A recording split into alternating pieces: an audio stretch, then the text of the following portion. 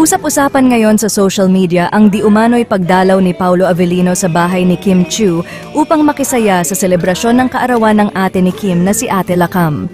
Ayon sa ilang chismis, matapos ang isang photoshoot para sa kanyang endorsement, agad umanong tumuloy si Paolo sa bahay ni Kim upang makibahagi sa kasiyahan.